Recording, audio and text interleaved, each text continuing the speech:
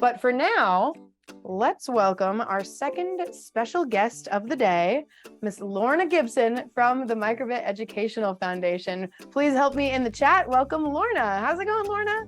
Welcome in. Hello from sunny Scotland. It's sunny in Scotland today. That's good. It's sunny in Scotland. We like to tell people about that when it happens. Right. We need good PR. This is good. Yeah, absolutely.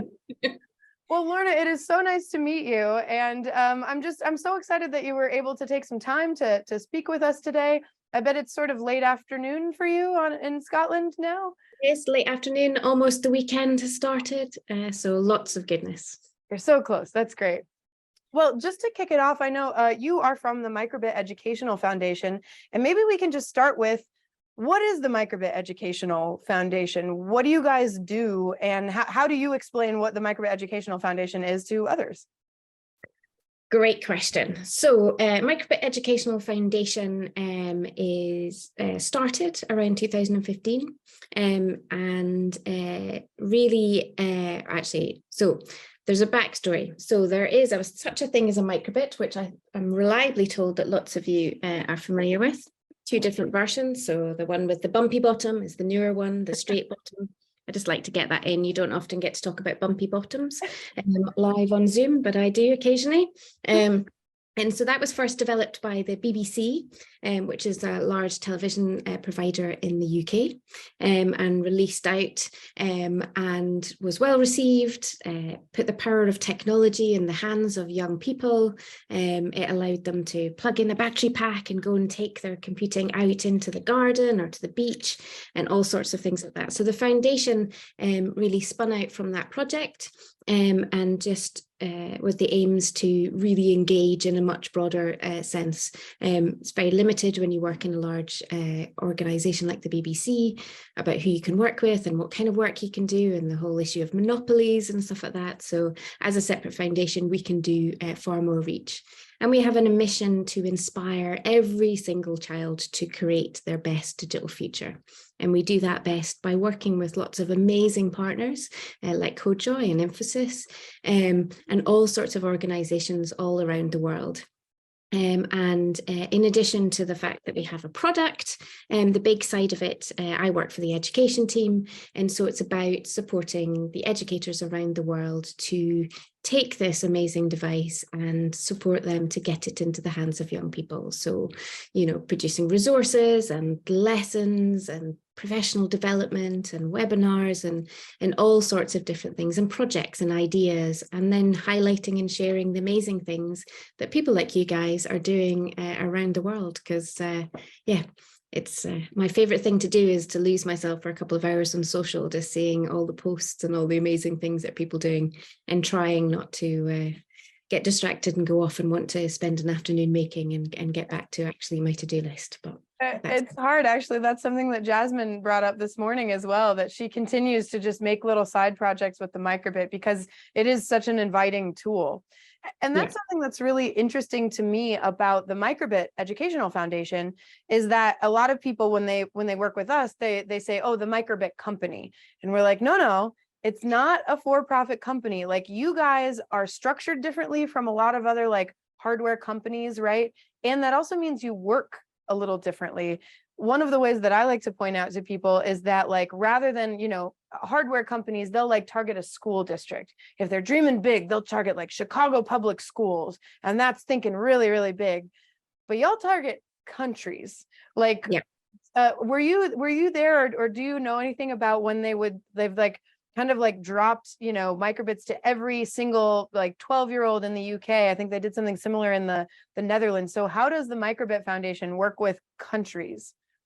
I mean, I joined about a year and a half ago, and very fortunately joined at the time where they just developed a relationship with the Scottish government, which supported funding a box of microbits to go to every single school, whether it was primary, secondary, through school, middle school, whatever kind of school it was. Every single one got them, which was amazing, because I'd been working in this field in another role, but things like the microbit, you couldn't always guarantee they would be in a school. Whereas I know if I'm traveling around Scotland, any school door I knock on, they might be in a cupboard and they might need a bit of encouraging to get them out the cupboard, but there's devices in there. And it's really just down to some amazing people that I work with, and developing those brilliant relationships with countries, with governments, with other nonprofits that want to do those kind of activities. But it's amazing to think that you can have that impact on and live up to that. Every child in Scotland should have a chance now. So that's great, but we should have it every child in the world. Yes, like that the way that the Microbit Educational Foundation works with countries, with governmental education agencies, like it's a way to get big stuff done. And it's such a tool for equity. Like that is one of the things that I love about your mission is like, we want every child to have access to this, not just every boy, not just every gifted child, not just every kid who lives in a city, like every child. And so when you're working with an international nonprofit foundation like the Microbit Educational Foundation, the scale of the work you can do, I'm just pulling up the news article about the national rollout of microbits in primary schools. Work like that is huge. And I know that work like that is kind of starting to happen in the US. It's difficult in the US because our education system is so fractured, like state by state, but we've been a part of a couple of statewide initiatives bringing microbits to like the state of Iowa. And so for the teachers who are here, one of the things I always tell them in our PDs is like, if you haven't heard of the microbit before, you're gonna, because it's coming to America and it is here in America. And like the scale that the Microbit Foundation works at just is such a great tool for equity, which is awesome. And it's great fun because it lives up to all of those values about computing science that, one size doesn't fit all. And the great thing of working with different countries or different states, different regions, is you get to meet those people on the ground, find out how the education system works differently or how the teachers are thinking about computing slightly differently. And then we can work together to provide a package that supports them. So we don't kind of go for that one size fits all and it's like, here's the thing, now just go off and deliver, because that's not going to work.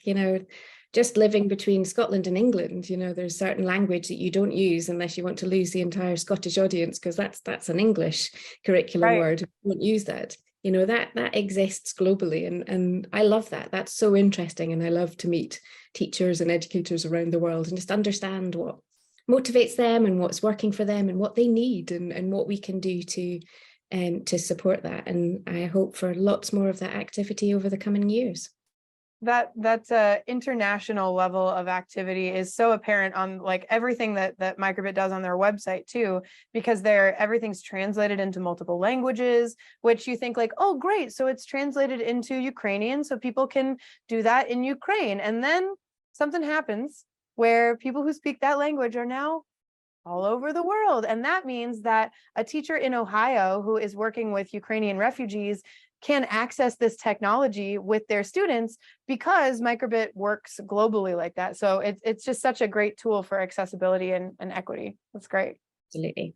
So can we back up before Microbit? You said you'd been kind of working in this field in different roles. So how did you get started in education? Did you always want to be a teacher? Were you in a different field first? But how did you get started in education? So I started working at a university. So I had one proper job after so I didn't go to university to do computing, but I ended up coming out with a computing degree, as you do. Nobody else in my family had ever gone to university. I applied because you got the afternoon off school if you were putting in an application. That seemed like a good thing to do. I applied to do the subject that seemed most interesting was psychology because it was people. I like people. People are interesting. And I had to pick up an extra subject for my credits and I picked up computing and I was like, well, hang on a minute. I quite like this because, you get a core set of knowledge, but you can make anything with it. And there's so much about how people use the technology and designing things to help people solve problems and stuff like that. So I ended up taking a very interesting route through my higher education experience and came out. And I had one proper job as a software engineer, briefly for the NHS, which is the health service in the UK, which was a challenging job, and I had to, they all have lead-lined computers, so they had to get me, I'm very small, you can't tell on here, but I had to get a shopping trolley in order to carry these things around. That was not my bag, it wasn't very interesting. Oh. And took a temporary job at a university and spent a long time working there and working mainly in outreach activities to do with accessibility, all about people, all about user experience, all of those kind of things, but mainly the stuff where I could go into schools or run projects and competitions, bringing young people into the university. That's where my heart was happy. I took a career break, and at that point I seen a very, very part-time job, 1 day a week with an organization called Code Club, and thought, oh, I could do that, and there's young people, and I was already volunteering for Code Club at that point anyway, and then things just kind of grew there. And I think sometimes you just suddenly find your place in the world and find where you're happy and at home, and that was it. So Code Club merged with the Raspberry Pi Foundation, and we did lots of great stuff there, and now I'm with Microbit to kind of further that ed tech journey. I love that. I think so many teachers can identify with that. I mean, myself as a teacher, I went to school to be a teacher. I wanted to be an English teacher. I became an English teacher. I did that 1 year in the classroom, and I said, ooh, I don't think I want to be an English teacher anymore. There was a lot of like particular reasons for that, but one reason was I started doing after school STEM, and it was mostly like engineering note card towers and like making glitter slime, and it was a girls program, so we made a lot of lip gloss, like things that kind of appealed to them. But then there was this little thing that was kind of tacked on at the end, which was we did like 2 weeks of coding, and it was supposed to be like 2 weeks of robotics. And the girls were kind of into the coding thing. They kind of got into Scratch. That caught a few of them. But then when we did the robotics thing, like we were making cardboard robots, and they got to make any animal they wanted, real, imaginary, or extinct. And one group of girls made a bunny rabbit, and one group of girls made a betta fish, and one group of girls made a gorilla. And like, sure, it was great. And it was me like seeing them do that. And I feel like I had that moment that you had, like, oh, I could do this. This is great. Yeah. And I just have to figure out how to turn my passion for after school girls STEM into something that makes enough money to live on, and many twisted turns later. Yeah. So I mean, my first experience, my very first time of doing volunteering, running a code club and stuff like that, and everybody left. And my biggest concern was, just like, do you think they had enough fun to come back next week? Because that was so much fun for me. And it was like, I can't read the room because I'm so overwhelmed with just, it was the moments of, oh, look what I've done. And, just giving people claps and high fives. And it was that energy and stuff like that. And that's still like catnip to me. It's just like, if you can tell if I've not had an opportunity to get into a school or support an after school club for a little while. COVID was not a great experience. I tried online, you just don't get the same kind of feeling of those moments and hearing that gasp of breath as somebody realizes they've solved that problem and you can run across to see what they've done. That's my fuel. I love that. And that I think a big thing in a lot of conferences as we head back to school, our principals are asking us, so what's your why? Why do you teach? Identify your why. It's like a big thing. And my why is like just what you were saying. The first time I ever taught anybody to do anything, I was like 14 and I was teaching a first grader to turn out their feet in ballet class. And I got a little girl to turn out her feet, and they always do this with their hands when they're like trying to make their feet do stuff, right? And she's doing this, and then she goes, oh, I did it. And I was like, oh no, I want to do this forever. I want that feeling forever. And I love that you continue to create opportunities, elementary, middle school, high school, where kids get to have that moment of, I did it, Yeah, much to my children's probably dismay. Because it's like, oh, Mom, why are you back doing something at my school? Go somewhere else. It's like, I have been somewhere else, but I just want to make sure you have the experiences too. Although my 5-year-old niece, she's just turned 6, sent me a little video message and said, thank you, Auntie Lorna. I knew it would be a book from you, and I knew it'd be to do with science or coding. I was just like, oh my God, I'm so predictable that my 6-year-old niece knows what to expect as a present. So I'm going to have to mix it up a little bit. No, it's not predictable. You have a brand. You have a brand. It's my personal brand. I like that thinking. Yes. So with the Microbit Educational Foundation, like you mentioned your sort of role, you're on a larger team. What are some of the projects that you've worked on there that you're most proud of? You mentioned you came in as the microbits were going out across Scotland, but what's one of the projects that you've worked on there that you're really proud of? So my particular responsibility is professional development. Which was a new, they'd done some work in the background, they'd written some content and stuff like that, but my job was to kind of lead up that, get it launched and stuff like that. So we launched some professional development courses, and the bit I'm most proud of, I think, is where we're developing that to go. So we're spending lots of time talking to educators, finding out what people are doing, what people are looking for, what people need. So we wrote a course that was called Let's Talk About Computing Fundamentals, because a lot of teachers were coming saying, we kind of think we know what we're talking about when people mention the word abstraction or algorithm or decomposition. We kind of think we do, but maybe if there was a course that just said, this is how it connects to, you already know this. You already do decomposition, you just don't use that word. It's just a fancy word for something that you're already doing. When you ask your learners, what did they do over the weekend? They abstract naturally, because they do not tell you absolutely everything they ate and drank and when they showered and stuff. They tell you about seeing their granny or playing football, or, you know, they take the highlights, they abstract that knowledge. So that was quite a fun one, and quite proud of. And then we've just released a course about microbit's not just about coding, you know, it's a tool. It's got filled with sensors and all sorts of things like that. So we've written a course about just science exploration with the microbit. So forget about the coding, we'll give you the programs, you download them, and then set your learners loose around the playground, around the local environment, to investigate the temperature differences in different areas, or to measure the light and temperature for where to grow a plant in the classroom if you're doing something, or looking at sound insulation. So that's been a lot of fun as well, and just responding to what people are saying. You know, what would be really useful? We really love a course on this, and that's what I'm most proud of, is responding to and delivering things that we hear from people in the community, because, you know, I'd much rather deliver something that people ask for than go, think I've got a good idea, but, you know, I'm not on the ground. I don't know what the demands are in the same way.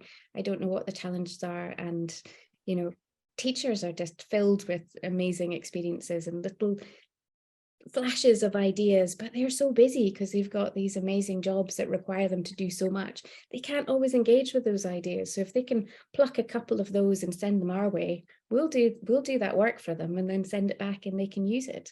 And that seems like a perfectly amazing way to work. That is so apparent when you check out the resources on microbit.org, that it's not like a group of executives thinking, what do teachers need to be able to, like, it's so clear that there's so much input from teachers, because this is like responding to a real question that a real person asked, a real idea that they had, but then didn't have time to implement. So I know sometimes when we're looking at resources provided by companies, sometimes teachers look at those and be like, who wrote this? Like, who is this for?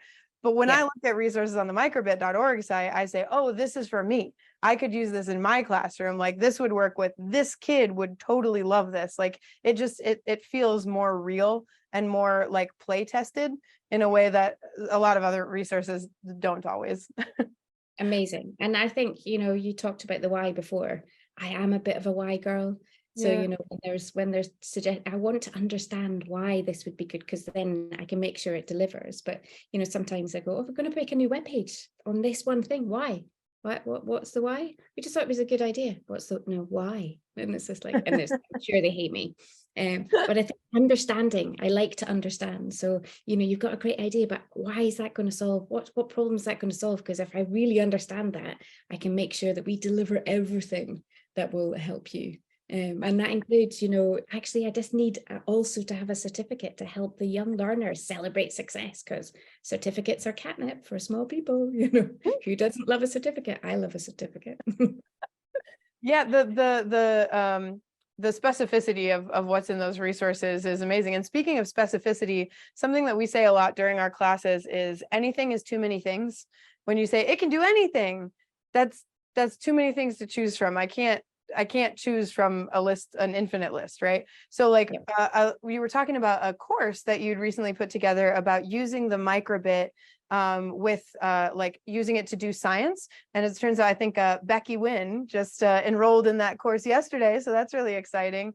And I have a little data to support that from our teachers. We taught data logging in with the microbit Python editor. And when we asked the teachers, what was your favorite thing that we did? Their favorite thing was data logging with the sensors. That was our biggest column, followed by radio basics. They thought that was really, really cool. And then I think our next biggest one was a maker project that we did called Make a Friend. But that just kind of, again, supports like the microbit can be used for anything. That's too many things, but the more specific courses that you guys are creating are just awesome. It's exactly what teachers are asking for. And you know that because you're plugged into teacher networks. Which is exactly why next month we're releasing a course called First Lessons with MakeCode. So for anybody starting out, because that's one of the things is it can do so many things. And I've heard from various places it can do so many things, but I've just got one. I'm not really sure where do I start. So we've picked 6 projects that's nice and sequentially kind of get people started. We've got a PD course to kind of hold hands because we've got big push of devices going out in the UK. We want those devices being used, but we know that there are teachers out there that kind of will maybe try it if they feel like they're supported. You know, they're not jumping in wholeheartedly because they've got, you know, computing is just a small part of a lot of things that they have to cover, and they don't have as much training on it, or they don't feel as confident. They're not quite sure how to engage with that. They haven't had, you know, previous experience. So we're addressing that. But yeah, those ideas of kind of responding. So this is what you're looking at now. We might have something to support you. Yeah, that's great.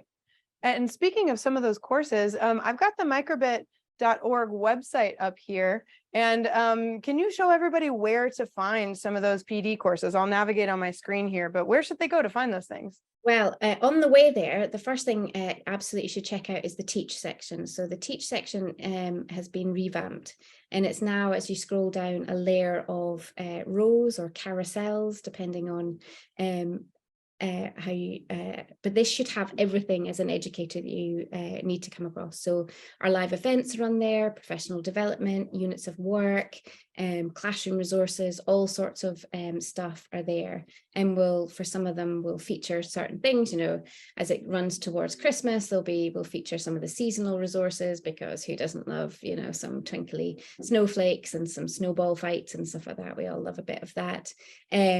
But the projects, the do your bit resources, everything is in there, and this is growing and being added to all the time in terms of resources, particularly over the next few weeks. So that's kind of your one port to access. And then the second row there is PD. So so if you scroll down those green blobs, they're the PD courses. And that takes you off. So PD is delivered in another site than the microbit site. It's in a Thinkific site, just so that it can manage all the kind of things you need to do in terms of videos and accounts and stuff like that. But there's no cost for the PD. It's free. Your registration, if you pretty much know your name and where, you know, which country you're in. There's no complicated questions there. And the courses are pretty much around the 30-minute mark. There's one 15-minute one, 55 minutes, but as we've learned over the last little while, short and sweet is what suits everybody best. You can get a certificate at the end if you need that for, you know, professional development or CLPL kind of proof. I know various countries have different responsibilities towards that. But yeah, it's video resources with workbook that sit alongside it. So you've got, you know, you can do the course and then you can print off the cheat sheet so that when you're back in the classroom, you can go, what were those ideas? So things like the Let's Talk About Computing Fundamentals is supported by some cheat sheets for doing some unplugged activities, which I don't know if you have an issue, particularly in the States, but there are some areas in Scotland, where Wi-Fi or internet access is a particularly challenging thing. And so just when you sit down a whole class and you decide you want to do computing is normally when the internet will decide, no, we're not going to work today. So having a little bit of an unplugged activity where you're still getting to fulfill some of those computing requirements and not suddenly having to work out, okay, we'll need to pivot back to maths or literacy or something. So yeah, so there's all sorts of stuff in there. So check it out, have a look. But yeah, lots and lots. That's I mean, it's the teach page has really been very revamped. Looks like there's live events on here. There's those pre-recorded asynchronous professional development courses. You talked about the Let's Talk About Computing Fundamentals. There's the science exploration. I know while we were preparing to teach for, we were teaching the microbit Python editor. There's one of these about Python, I believe. I forget where it is, but somewhere in there, we did the Python one. That was great. That's a nice short one. That's 15 minutes. Yep. Real simple and easy. That one was great. While we're on this website, and I know we've got a couple of questions in the chat, which I see, and we'll bring those in. But while we're on this website, what's another spot on this website that you'd recommend that teachers visit? Definitely microbit.org/ and then we went to teach here. But where's another place that you recommend that teachers check out if they're curious for where to, well, let's say where to get started with microbit? I mean, I think really the teach section is definitely been designed as the kind of portal. So there's the get started pages. I'd probably not encourage you to look at them for another 2 weeks, because there may be another part of that whole site getting revamped and launched. But it's summer holidays, so it's a perfect time to do lots of stuff and then launch at the end of that. Teach really is kind of points in all those directions. Obviously the Let's Code section tells you about the different ways that you could code with a microbit. So, you know, if you're using, it's not just make code. You guys have been teaching some Python. So if you want to do some text-based coding, so there's the other options are all kind of covered in there. But really, I think teach really works well now as the kind of, as consolidating, because I think that's what we'd found out previously was there was a bit of stuff in projects and there's a bit of stuff over here, and actually how all that connected and related together was really tricky to navigate. And you know, let's be honest, our audience of educators, they just want things to be straightforward and simple. They don't need to be going hunting for things. They don't want to hunt for things. They're not going to hunt for things because they're probably trying to do something while they do a number of other multitasks, or they've got 20 seconds before some children come back in after break. So let's make that easy. And I mean, on that note too, I mean, just to like many teachers in this role did not go to school for computer science teaching. Most of us went for something else and then discovered this somewhere along our path. A lot of us have never gotten the opportunity to do a ton of professional development about it. Many teachers are self-taught on this, and we don't find out until 2 weeks before the school year. Oh, sorry, you're not doing second grade this year. You're going to be doing sixth grade. Anyway, good luck with all that science and math. Bye.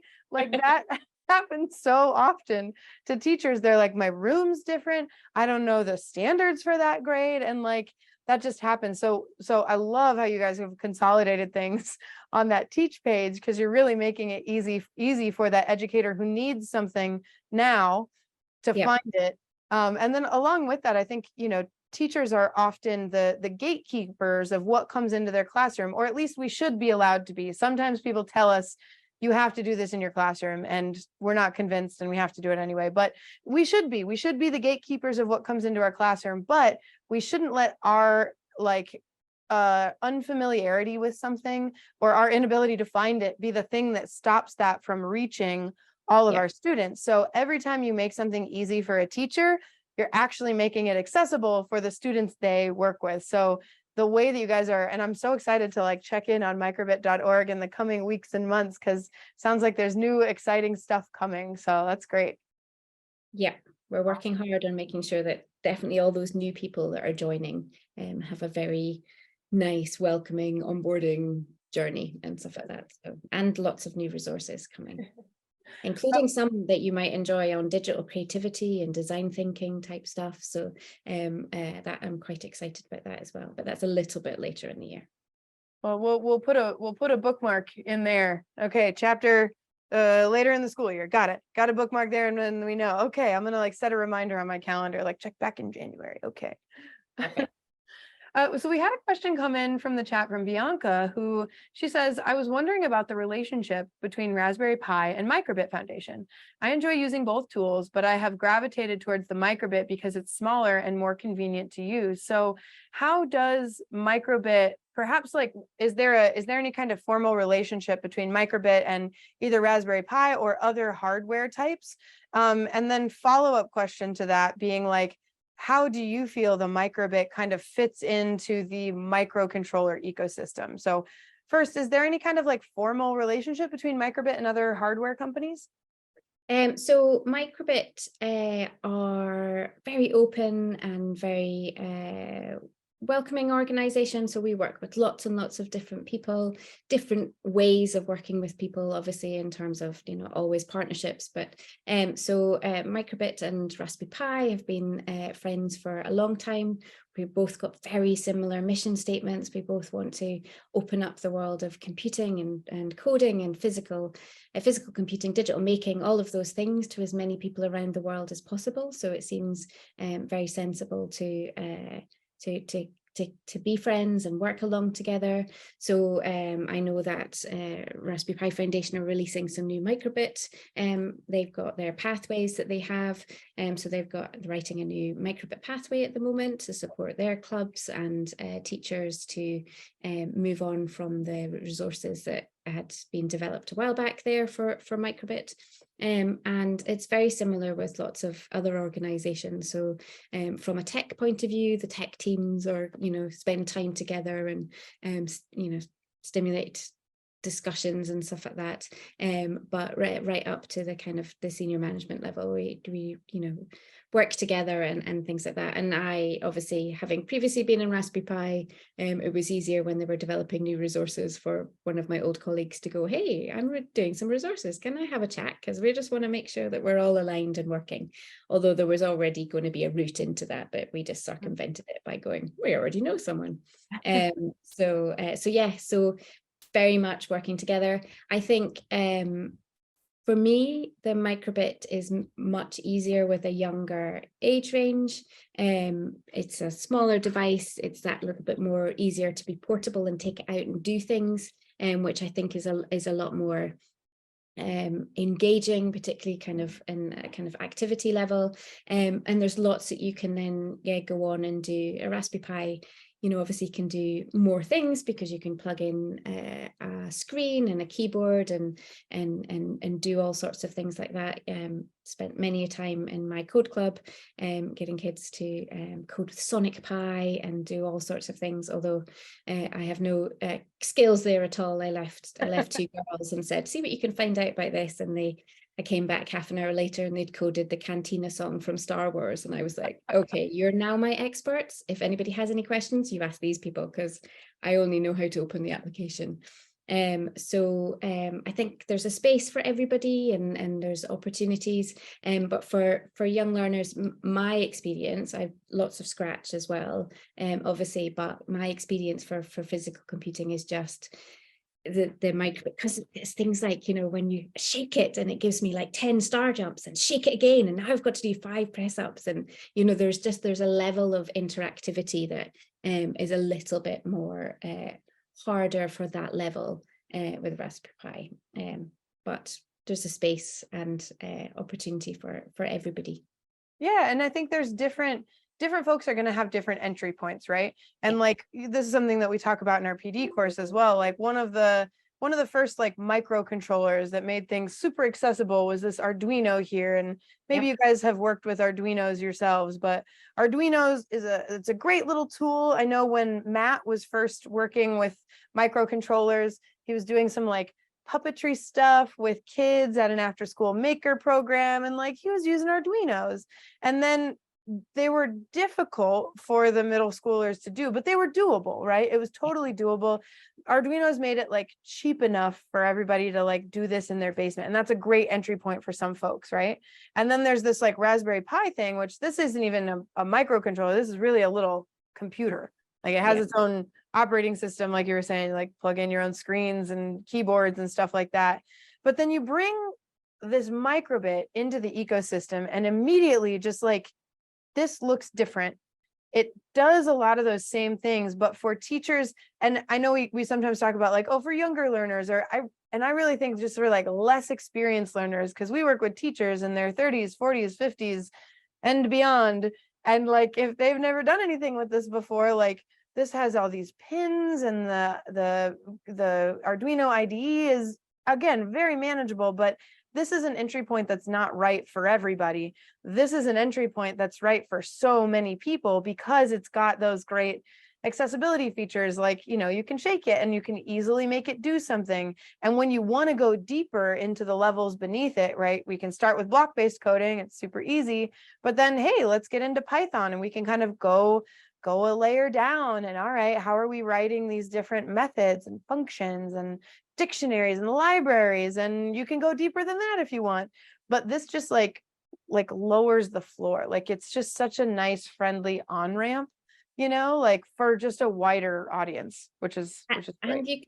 And you can do so much without anything else. You know, you just need it. You just need to add some code to it. So whether that's through Bluetooth or you're plugging it in and some sort of power from your laptop or from the battery pack, you don't need extra accessories and stuff like that. And I think, you know, lots of teachers I talk to is just, you know, with the age range and the class I have, I can't have too much equipment out, because by the time we get it handed out and by the time we're collecting it back in, we get 5 minutes to play with it. So we need something that gives us a rich, meaningful experience, but without too much paraphernalia, you know, and things like that. You can start really easy without boxes of other equipment.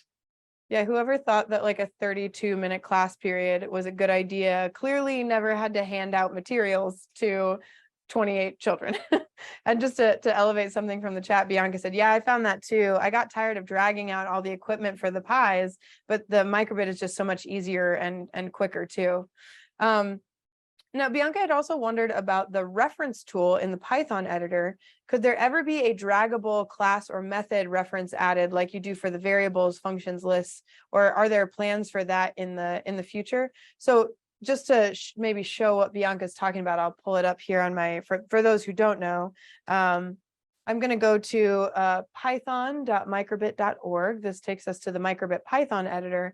And there is this reference library that exists in there. So I can go in and grab a display block and drag and drop this code out and then go back in and type it, change that text. I can change that heart to a happy or something like that. Like I can go in and edit that code. I can write my own code. But I think she was perhaps wondering about there's like, could we drag out whole classes of things? Do you know any plans for that? So I know that towards the end of this year, there will be a new bit of work happening in and around the Python editor. So I'm going to take a screenshot of that and add that to the backlog of requests, because that's functionally how we prioritize and collect things and stuff like that. So I'm not as familiar with the Python editor in terms of working on that team. I've been doing much more of the work on the website for any product kind of work recently. But my colleague Giles is the person who leads on that. So I'll make sure that that gets fed back in. But yeah, as you know, it was just launched last year. We launched with what we thought was what we needed to get kicked off. But the plan is that that continues to grow and engage and emerge as a more robust, accessible tool that fulfills the needs of other people. So I will be taking, in fact, I'm going to take a screenshot now so that I can send it straight. So thank you, great question. And on that note of that Python editor being like accessible, we've taught about 100 educators so far with that Python editor this summer. We've got about 20 more that we're doing in a couple weeks. But what is so cool about that, we've heard from so many teachers, is like the fact that that reference library exists. You drag out things, like it gives you examples of what the code could look like. So you can drag that out, but then you can edit it and make it your own. But if you're not sure where to start, that Python editor does a really nice job of lowering the floor for getting into Python, because you don't have to know everything about Python syntax to start making it do something familiar. Like if you know how to, in block-based coding, make A show a happy face and B show a sad face, you could go to the Python editor and just by dragging and dropping some stuff out, you could make that happen again, right? Like you could recreate that code really easily with that reference library. And gosh, the pairing feature works super great. We've gotten really great feedback from teachers on the functionality of that Python editor. And like, just from our perspective, again, we've taught it to 100 or so teachers. It's so robust. It doesn't crash. It doesn't glitch out. The error codes are really helpful. It actually helps you solve those problems that you're creating. Like you guys launched an awesome Python editor, and it is working so great. Just we love teaching it. It's been really fun. Oh, that's amazing. I'll make sure I feed that back. But I think that's the thing. I mean, I learned to code with text-based coding, and Right. it is a wholly unrewarding experience when the thing doesn't work. And it tells you that it might not work because maybe it's this line, but it's never that line because that's the first time it's had a problem.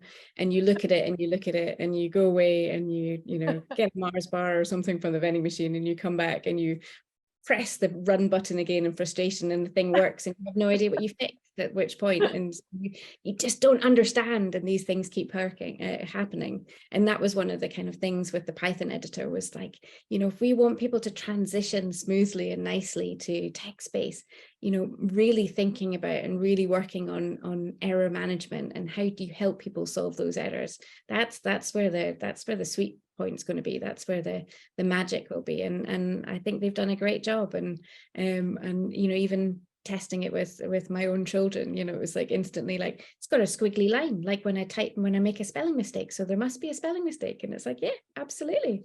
Let's figure out how to fix it. Whereas, years gone by, 20 odd years or whatever that was, there was no squiggly line. There was nothing. Just, we don't work. We don't like you.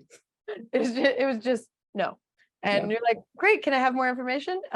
No, you cannot. And I think that's something that I'm really enjoying seeing in the like educational technology and teachable coding elements. There was a trend early on when I first got involved with this, and I've only been involved for about maybe 9 or 10 years so far. But where it was like, well, this is going to be hard, and we need to teach kids that they can do hard things. And like, we did the second part. Yes, I'm in for the second part. Let's teach kids that they're capable of doing hard things. But why is it hard? Like, can we make certain things easier, friendlier, more approachable?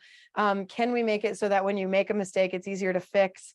Like, just because it was hard when so-and-so learned it 20 odd years ago or whatever, doesn't mean it needs to be hard for a fourth grader now. We're developing kids who are getting ready for a world that we can't really imagine. So let's imagine some tools to help them now and bring this down to their level. Which, yeah, that Python editor, I will say for me personally, amazing tool, has been really great to learn Python with. And Bianca's elevating that too. She says, tell Giles this tool is the best ever. Woohoo! I might even just log on quickly and tell him before he finishes up for Friday, just make his weekend. So thank you. I'm sure he'd love that.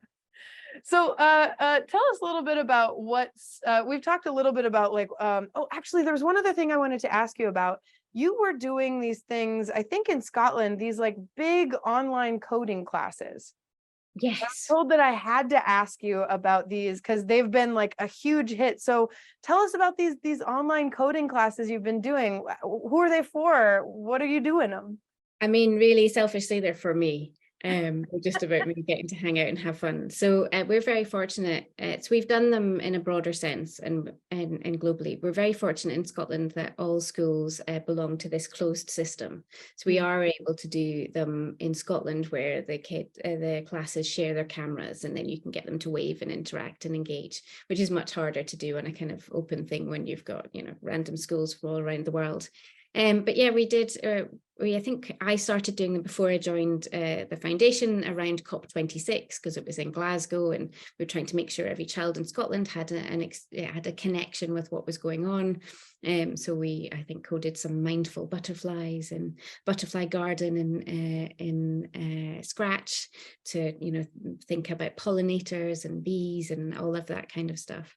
And I was just really grateful and thankful that when I suggested it to the foundation that this is PD by stealth?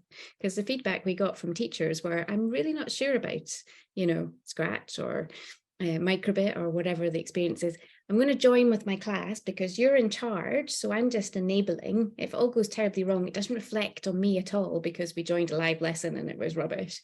But what happens is they then go, look at the learning that happened, look at that engagement, you know, look what they did, and actually it wasn't that hard. You know, where can I go to learn how to do that? So yeah, we've had incredible times. So, you know, we've had 100 and I think the highest number of schools we've had join at the same time is 117.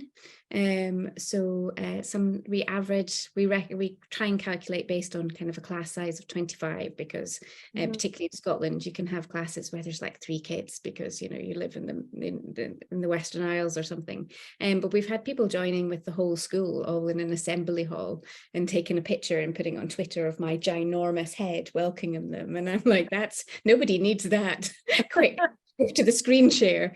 So we've done all sorts of stuff, and then they share afterwards on Twitter what they're making and stuff like that. So we had a wonderful one where they turned the Microbit into I'm going to get my words all in a twist now, an exercise inspirer or a fitness inspirer.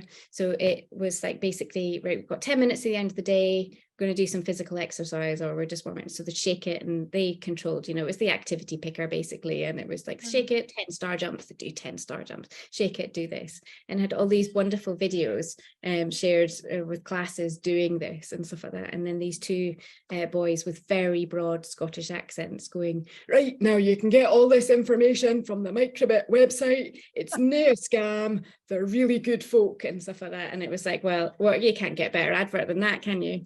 It's just slightly threatening, to be fair. You know, it was quite gruff.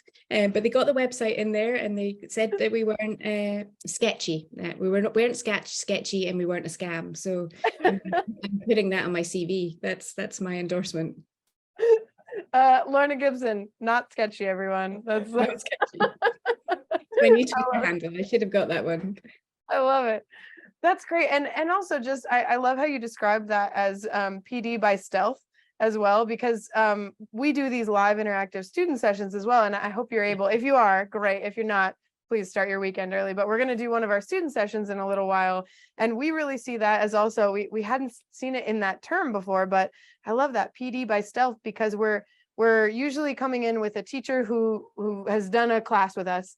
They invite 10 other teachers to bring all of their kids to the sessions. We can have up to 400 kids in there. And then those other teachers, they are coming in usually with an idea of like, oh, robots are hard. It's a lot of math. It's battle bots. It's violent. They might take my job, and let's learn robotics. Like teachers have baggage sometimes coming in with these things, but then they come in and they say, oh, it's cute. It's fun. It's easy. Oh, that's all it is, you know. And it is, it's like PD by stealth. And then we're usually coming in as some part of an initiative. So we can say, hey, teachers, you can sign up for this PD for free to learn more about it, or something like that.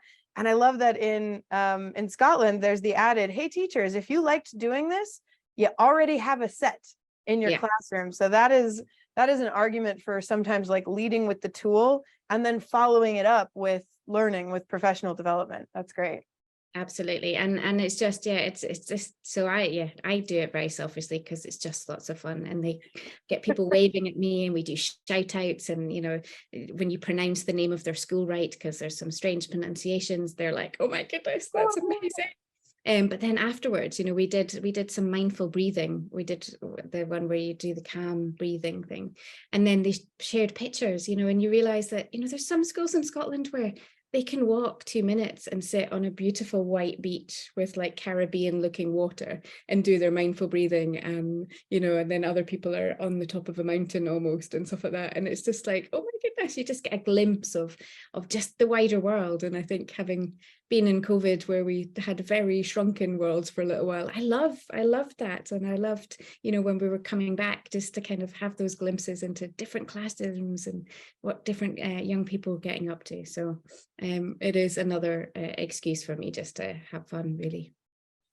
That's what work should be. Work should be fun. If we're not having fun in our classrooms, be they online, in person, on a mountain, or on a beach, if we're not having fun in our classrooms, our kids probably aren't either. So if we are, I think that's a good sign.